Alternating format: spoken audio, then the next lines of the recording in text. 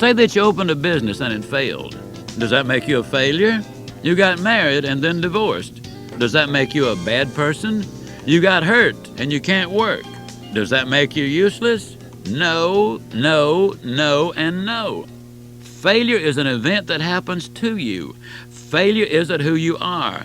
If an event like the preceding happens to you, pick yourself up and get ready for the next event in your life. When you know in your heart that you can survive whatever happens, you can relax and begin to extract from life what life has to offer. Oftentimes, the only thing you need to overcome is a bad attitude. An attitude of expectancy has more to do with success or failure than any other factor. If you expect to do well, more often than not, you do. If you expect to do poorly, you do. I know a man who had an especially bad case of stinking thinking. He refused to get close to his wife because he was convinced that she was going to leave him one day, and he thought that her departure wouldn't hurt as much if he wasn't too attached to her. Well, you guessed it. She felt the urge to leave because he acted like she didn't exist. Fortunately, his wife had a better attitude than he did, and when he realized how wrong he had been and began to show her the attention she deserved, she took him back. A strong movement is on in the United States to teach ethical behavior. Actually, the emphasis is on the wrong concept. The focus should be on teaching integrity, because a person with integrity behaves in an ethical manner. Having integrity enables you to focus on your goals and quickly get back on track if unexpected events temporarily derail you. No matter what comes your way, stay with your plan. In the 1940s, a young inventor named Chester Carlson took his idea to 20 corporations, including some of the biggest in the country. They all turned him down. After 7 long years of rejections, he finally got a tiny company in Rochester, New York, the Haloid Company, to purchase the right to his electrostatic paper copying process. Haloid became Xerox Corporation. Chester Carlson could have seen himself as a failure, but he got past each rejection. His enthusiasm carried him as far as he needed to go. Sure, he felt dejected at times, but he saw failure as an event, not a measure of himself, and thus he was able to move on to the next opportunity. You can choose to do the same thing. Rather than focus on your problems, keep looking for opportunities. Maybe a downsizing at your company has put you out of work temporarily. You can look at your new free time as a blessing or a curse. Just having an opportunity to consider things that were previously out of your realm of interest can produce incentive to move in a new direction. Opportunities are everywhere. You just need to be on the lookout for them. If you're going to be successful, you probably will have to forget those who say that you can't. On occasion, you've probably been told that you can't do this, have no talent for that, and so on. Sometimes these well-meaning people are misguided in their efforts and just plain wrong in their thinking. You can measure IQ, but not want to. You can measure the size of your head, but not the size of your heart. So follow your heart as you use your head to develop your skills and talents. An inspired you can accomplish awesome tasks. To be able to handle the rough spots, practice forgiving people. Many argue that their offender doesn't deserve to be forgiven. But what the offender deserves is entirely beside the point. You deserve to forgive that individual. The person who hurts you damages your past and controls your present. Surely you're not going to give him or her permission to control and negatively influence your future, are you? Forgiveness is essential for your own growth and success. If you're incapable of forgiving on your own, and many people can't, I encourage you to seek counseling to guide you through the maze so that you eventually can forgive. As my friend Vicky Hitchkis says, that's important because one of these days you will either say, I wish I had, or I'm glad I did. Sometimes our greatest battles come from those we create. Nothing knocks you down a notch quicker than an inflated opinion of yourself. Don't get me wrong. Being proud of your accomplishments is good, but when you start thinking that you know more than anyone else, watch out. Wouldn't it be wonderful if you had as much foresight as hindsight and were able to avoid mistakes altogether? Not only is that hope unrealistic, but it's also limiting. You see, mistakes are often the springboard for major accomplishments. Here are 3 tips for handling a mistake, either at home or at the office. Don't let a mistake depress or discourage you. See a mistake as a step on the road to a solution. Realize that depression and discouragement are negatives that limit the future. Admit the mistake. Yes, admitting your mistakes takes courage, but the recognition of errors is a sign of maturity. Not to recognize them is to deny them, and denial limits your future. Understand that when you confront your mistakes, you can take full advantage of them as a positive experiences that they can be. When you ignore mistakes or try to conceal them, they are almost always negative. We're ready for our 4th part. Your goals in life. In this part, we look at making the 7 spoke of life, physical, mental, spiritual, family, career, financial, and personal, all they can be. Physical health is often ignored as an essential part of success, yet everyone knows how difficult concentrating and performing even simple tasks can be when pain and discomfort push their way into your consciousness. When the body is neglected, fatigue or illness ensues. Poor health and substandard physical conditioning adversely affect being productive at work or at home, enjoying time with friends and family, and even your ability to relax. The first step to physical health is that you team up with your physician for better healing. In fact, one of the most important components of the healing process is the physician and patient working together. The treatment the physician gives you, combined with the words of encouragement you hear, is enormously helpful in the healing process. Carefully ask questions. Listen attentively to what he or she has to say. Assure him or her that the 2 of you are going to work together and follow through on that promise. The second step is to recognize the impact of thinking on your health. The more optimistic you are that results are just around the corner, the more likely those results are to happen. The magic word is expectation. If you plan and prepare for good health by thinking positively, eating right, exercising, and doing the other things that I recommend in this section, you can expect good health. People frequently say to me, "Well, you sure do feel good today." My response is always the same. Yes, many years ago I planned on feeling good today. Actually, I plan on feeling good every day. I emphatically believe that attitude has a direct bearing on what happens to me in every area of life, including my health. If you take that approach, you'll stay healthier. The third step is one I know you know. Engage in physical activity. When you're motivated enough to take the stairs instead of the elevator, and you move from a sedentary lifestyle to a more physically active one, you discover incredible benefits. Listen to some of them. Being physically active causes a substantial reduction in stress and a huge increase in energy. Exercise is a depression breaker. It increases self-confidence and gives you a sense of well-being. Physical activity is good for weight management, gives greater stamina, and substantially decreases back, neck, and shoulder pain. Being physically active improves sleep, increases alertness, and helps you to maintain your independence as you add birthdays. Physical activity expands creativity and enhances sexual response. Being physically active enhances and encourages other healthy habits and may reduce your need for some medications.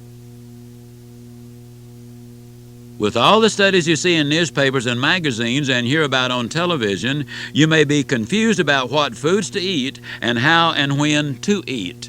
I'm sure you're going to love the next words of wisdom. Don't dig your grave with your teeth. Watch what you eat. The good news is that you really don't have to be an expert to eat properly. Here are a few ground rules for eating. Eat only when you're hungry. Decide in advance how much you're going to eat. Choose a plate that's smaller than the one you normally use. A small plate makes the amount of food on it appear larger, whereas on a large plate, even a reasonable amount of food looks small. Never eat while standing up. Instead, always eat while seated in the same place at home. Don't eat in front of the television. You can consume an unusually large amount of food simply because it is available and because you're not paying attention. Stop eating when you're full and long before you're stuffed. Eat slowly and chew your food thoroughly. Lay your fork down after each bite. You may even want to place your fork at an odd angle, requiring a slight reach to pick it up again to remind yourself to slow down. Be careful about the music you listen to while you're eating. With soft, soothing music, you eat less and more slowly. When you listen to loud music with a fast beat, you eat more and faster, and frequently whatever is in sight. Eat healthy snacks between meals, and then eat smaller meals. Eat something healthy, such as a half grapefruit, 30 minutes to an hour before a meal.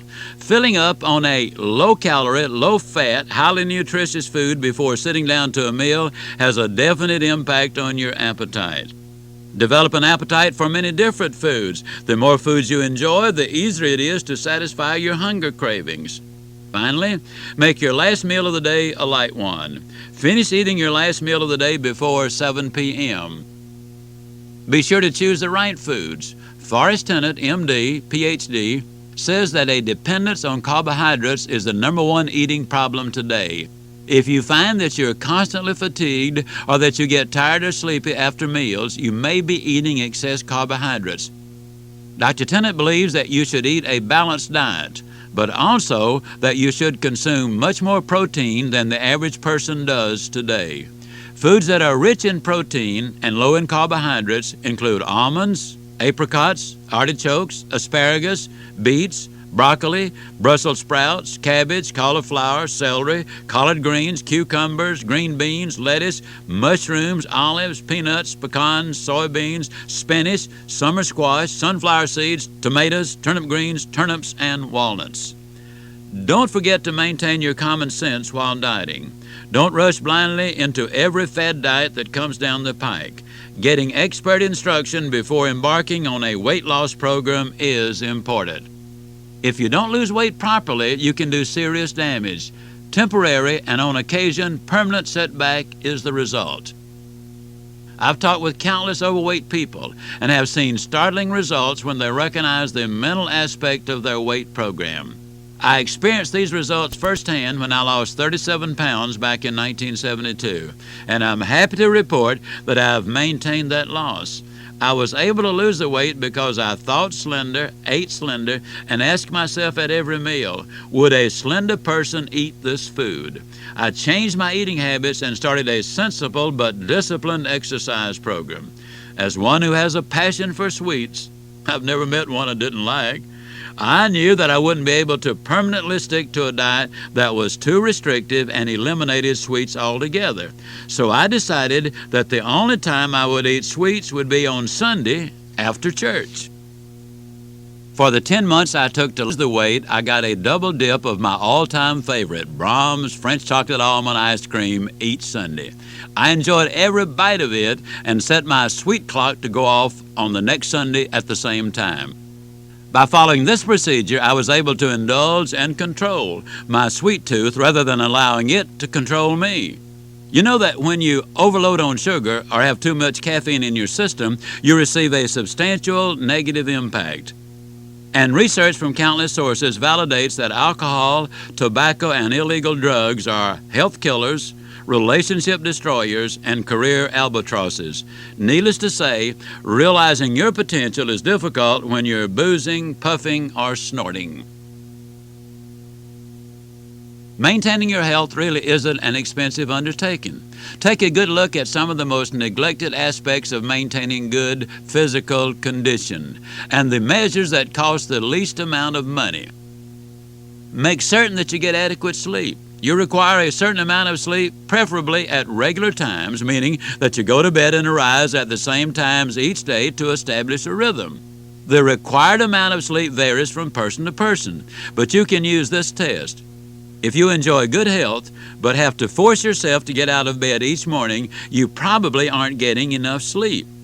Deep breathing has a positive long-range impact on your health.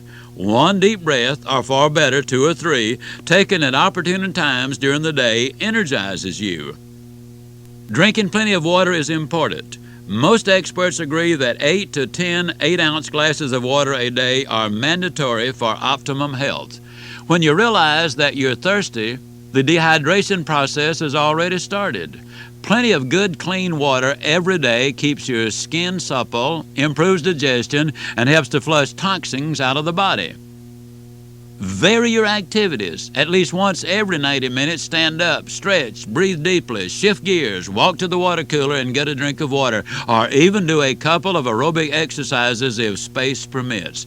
Doing so helps to reduce stress, whether mental or physical. And when you reduce stress, you increase your energy level. For years, a good belly laugh has been described as internal jogging.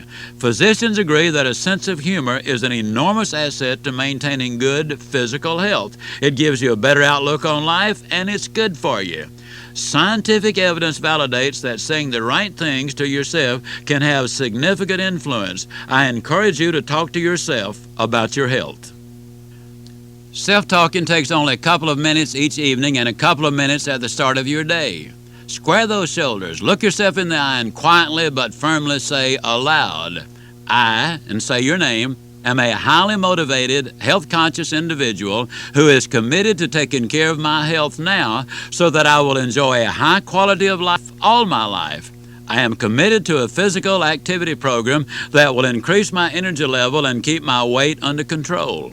I will talk positively about my health and think positive health thoughts. I will eat sensibly and ask myself this question every day. Would a slender, healthy person eat this food or drink this drink?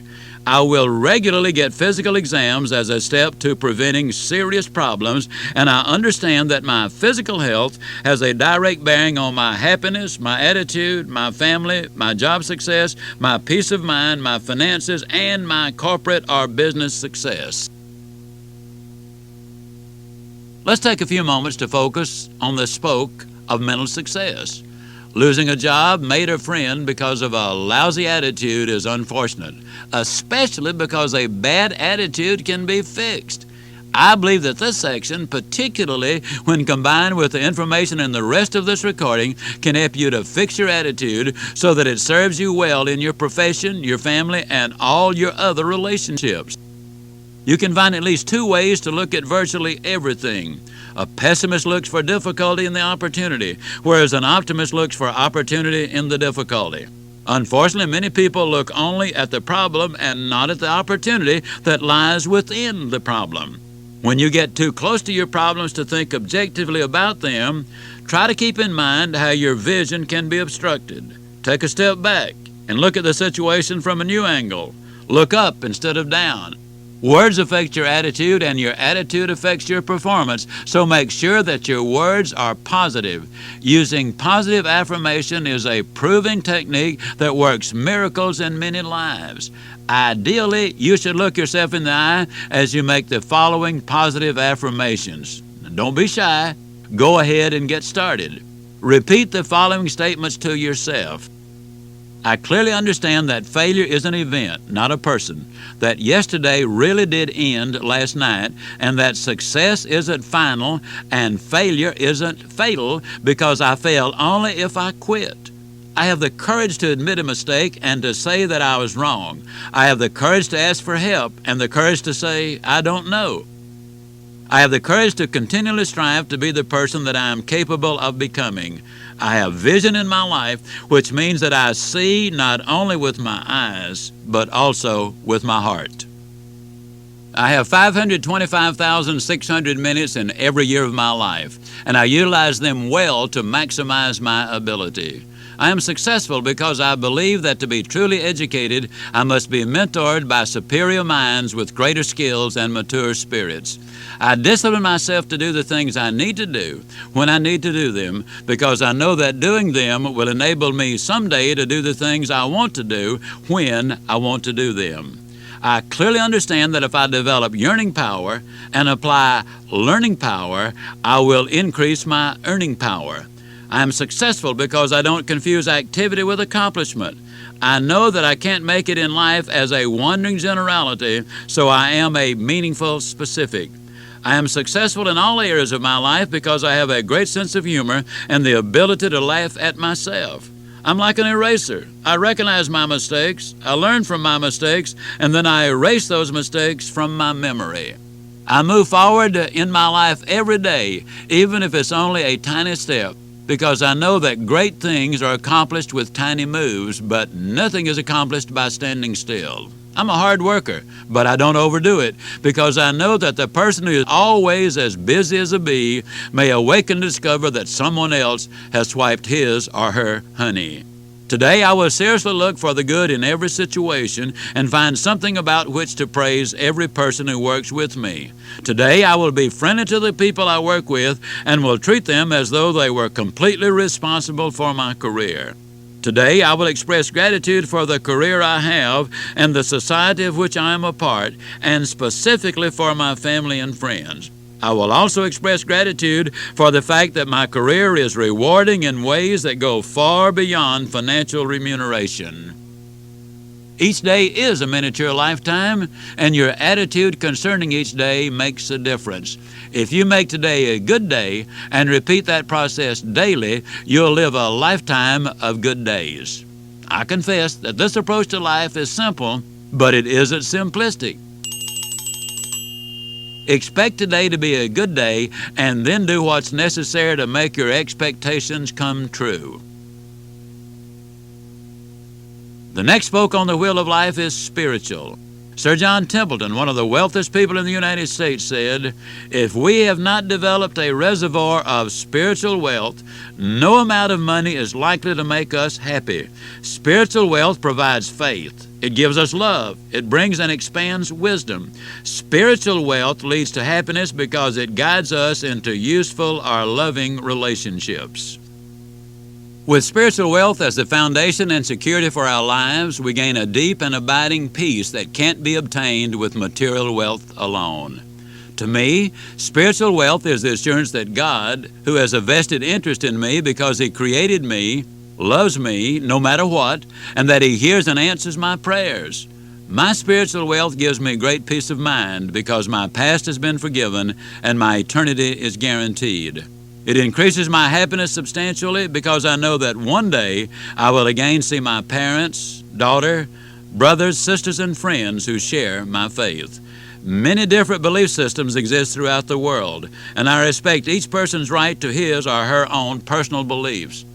However, as a Christian, I'm going to speak in the language of my own faith in this section and use the Bible as my source, since I believe it is the inspired Word of God and is the book of prophecy with over 4,000 of those prophecies fulfilled without error.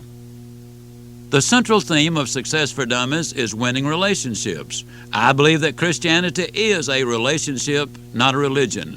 I believe that religion is man's way of trying to get into heaven, but Christianity is God's way of getting heaven into man. I believe that religion depends on ritual, church membership, and works to get into heaven. Christianity depends on faith to get into heaven. The root of Christianity is faith in Christ, and its fruit is a godly walk with Christ. Every individual is free to express his or her faith through organized religion, where people with common beliefs come together to worship, or unorganized religion, where individuals practice their faith and prayer life without a structured doctrine. However, you don't have to join any group or denomination to have and practice your faith and what you believe about the God of your understanding. If you have not determined what you believe, let me suggest this approach. The program of Alcoholics Anonymous teaches members to find a God of their understanding and to pray to whomever or whatever that is, even if they don't believe in it. If you want to try this approach, pray this prayer: God, or if that word goes against your grain, say, whomever you are. I don't know whether you exist, but I pray that if you do, you will reveal yourself to me. The depth of spirituality is, in my opinion, the degree to which you have a personal relationship with the one whose governing power you honor and obey through your faith. I believe that without that honor and obedience, you cannot fully experience your potential as a human being. I draw this belief from the Bible. John 15:4, which says, "As the branch cannot bear fruit of itself unless it abides in the vine, neither can you unless you abide in me." One of the 7 spokes of life is friendship. Friendship stabilizes plenty of relationships, not only in marriage, but in the business and social worlds as well. A friendship is priceless and should be cherished, cultivated, and nurtured. But how do you develop and maintain solid friendships? This section outlines some principles of friendship that can help you improve the friendships you already have and build even more friendships in the future. The first principle is to remember the golden rule. Without a doubt, the greatest friend maker and human relation principle going is to treat other people like you want to be treated. When you show respect for your friends and gratitude for their friendship, you'll be blessed in untold ways.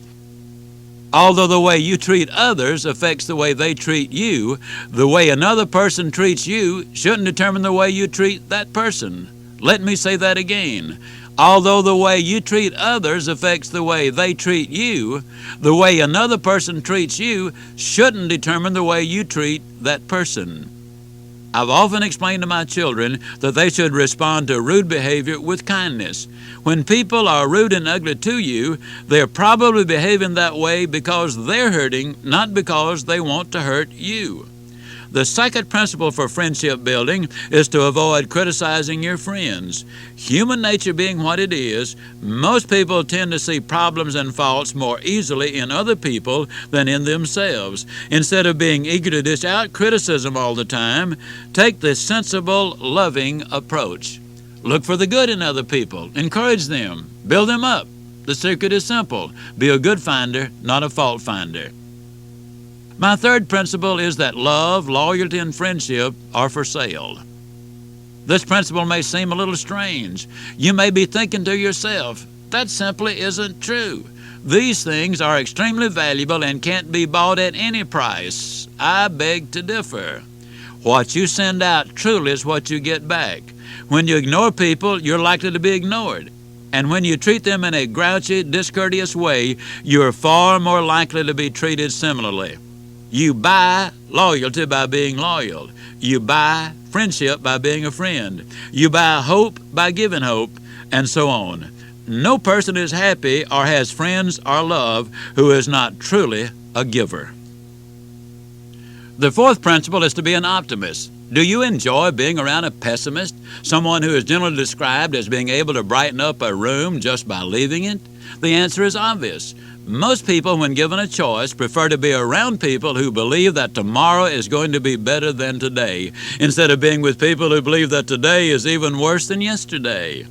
Optimists spread cheer wherever they go and make others feel good about themselves. That's a guaranteed way to make friends. The question is, how do you develop that pleasing personality? Well, here's some steps you can take. Smile when you see someone. You don't have to smile so wide you could eat a banana sideways. Just a pleasant, friendly smile. Speak in a pleasant, upbeat tone of voice. Talk to people as if they are really good friends of yours, even if they don't really fall into that category yet. Take a course in public speaking. The ability to express yourself is of paramount importance and attracts favorable attention from many sources. Become a better informed person and develop a sense of humor. I particularly encourage you to pick up a couple of good joke books. You can share the one-liners that you read with others, and you don't have to be a comedian to get a smile from people. Personality opens the door and helps you to win friends and influence people. Character keeps the door open and maintains the influence. An important spoke in the wheel is family, and central to most families is a marriage. A perfect marriage doesn't require perfect partners. Ordinary partners can have an extraordinary marriage. Your attitude and approach to your marriage are keys to attaining happiness and harmony, which sounds like great goals. What skills do you need to build a loving relationship? Here are some of the most important ones. Start with a commitment to make the marriage work. Understand that you deceived each other in the courtship process by putting only your best foot forward and leaving it there. Work at verbalizing your true feelings without taking punitive action against your mate. Chances are superb that if you handle the situation gently, lovingly, and with a big hug and smile, your mate will respond appropriately. Take time to build the skill of courteousness. Discourtesy is really disrespect, and you're seldom discourteous to anyone you truly respect. Eliminate the words always and never from your vocabulary, as in, you always do this or you never do that. Those statements aren't true, and they can elicit nothing but a defensive retort from your mate. Practice looking for the good in your mate and work on finding the humor in problems. Remember that your mate is not a mind reader. You need to gently tell your mate what your needs are. Don't labor under the illusion that you are communicating just because you take turns talking. You need to listen, really listen to what your mate is saying, not mentally preparing a retort to his or her comments. Always remember that telling is sharing, but listening is caring. I've never yet heard of a couple listening themselves out of a marriage. Remember what your marriage means to you and take steps right now to make your marriage better. If you're raising children, the next section is for you. Parenting can be a delight if you approach it with an open heart and an open mind. The following points may seem like basic common sense to you, but many people are so rushed by the pressures of making a living that they don't give much thought to these issues.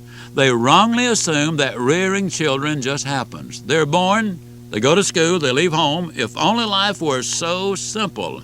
The first issue that parents must face is that they show unconditional love. If you put a condition on your love for your children, they will always wonder whether they have earned or deserved the love you're giving. This wonder breeds insecurity within children, and it ensures difficult times ahead.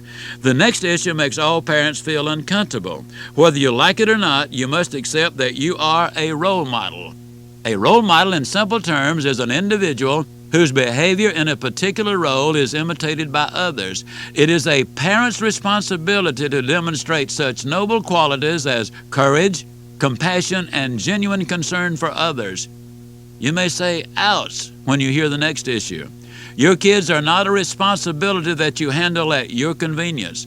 They're a part of your schedule and can bring infinite joy or considerable misery. An hour at the end of a hectic day is not quite enough to get the job done. If possible, stay together to raise your kids. Two-parent families are the ideal arrangement for raising successful kids. It's more than just a cliche to say that the most important thing a father can do for his children is to love their mother. And the most important thing a mother can do for her children is to love their father. The message: work at it. Work it out, parents. You and your kids will be glad that you did. Even if you look back on the way you parented your young children or related to your own parents with regret, you don't have to let past hurts continue to damage your relationships today. The good news is that the relationship can be mended. The hard part is that you must initiate action that leads to forgiveness and reconciliation. I encourage you to make contact, either in person, by phone, or through the mail, with anyone who's hurt you, and tell that person that you forgive him or her for that hurt. Now, don't just say that you forgive them. You have to actually forgive them.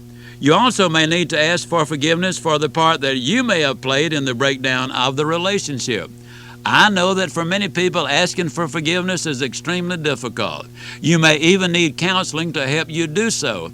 But I encourage you to do whatever it takes to forgive, because the key to being forgiven is to forgive.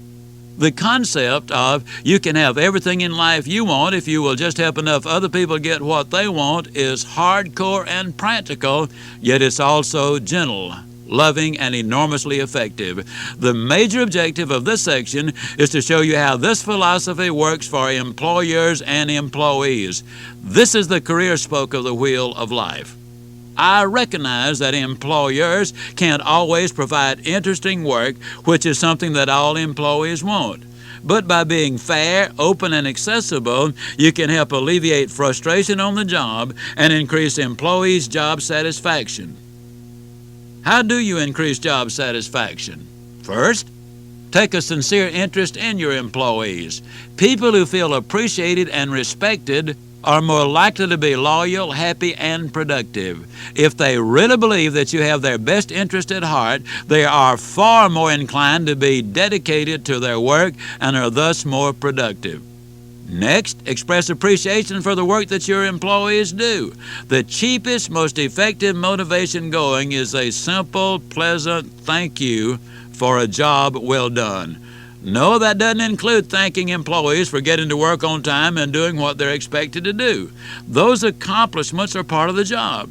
But at the end of the week, if they've done these things, a simple, "It's nice to have you with us," or "Thank you for a good job," goes a long way toward reducing turnover.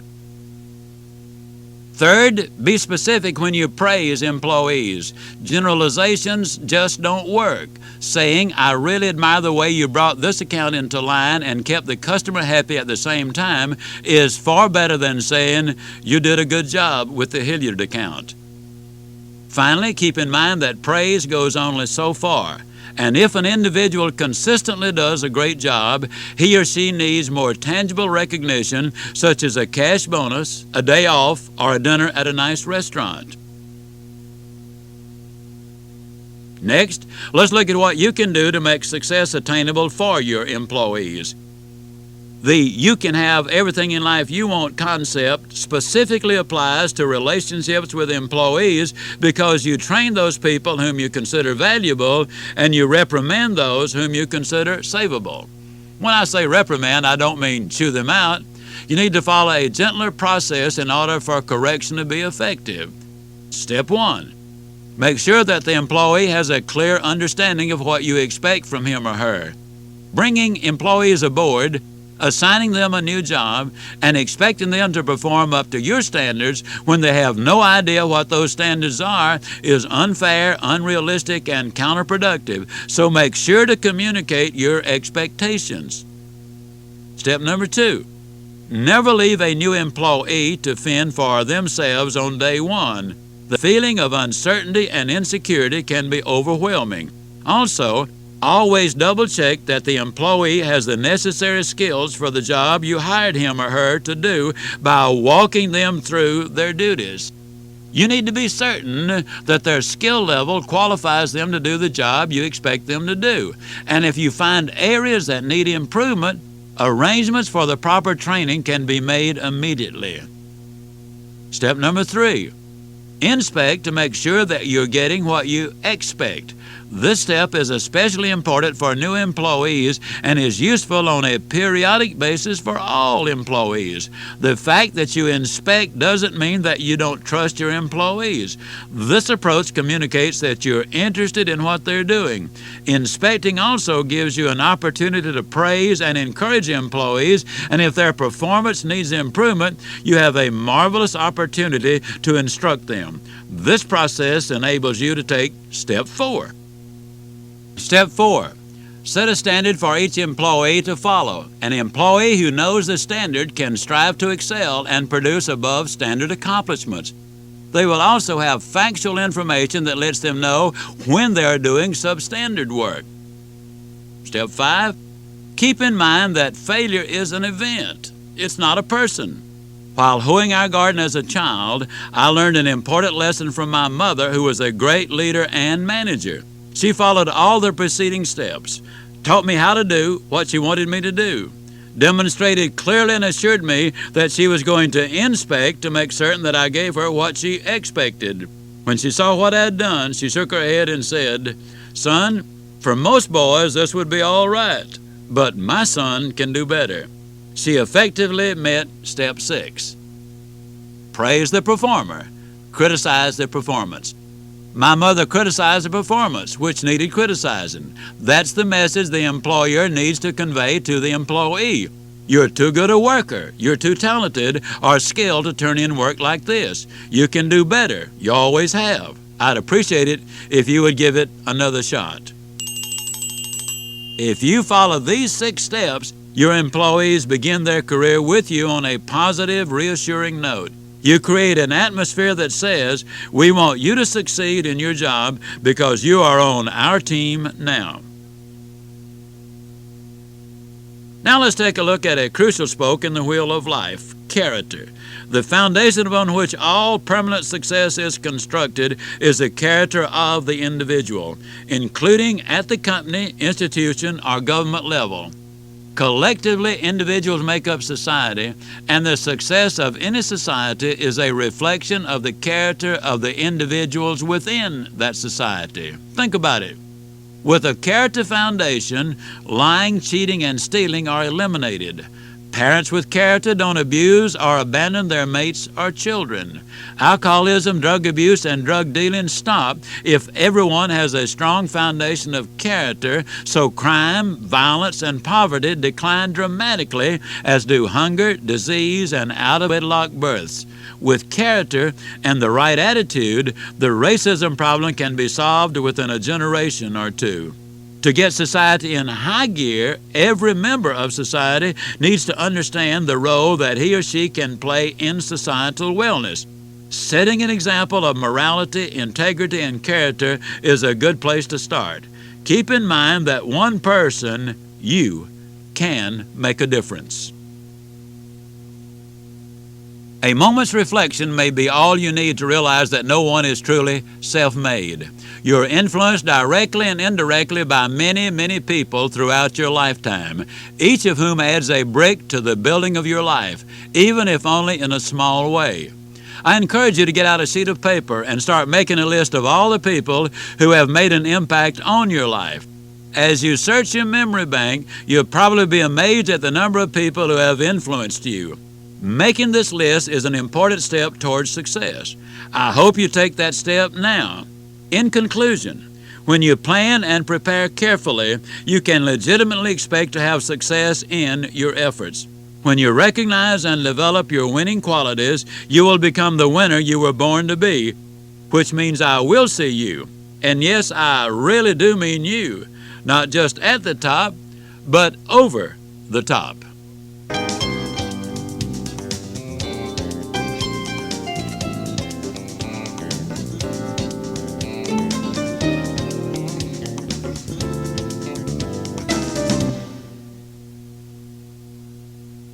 We hope you've enjoyed this program from Harper Audio.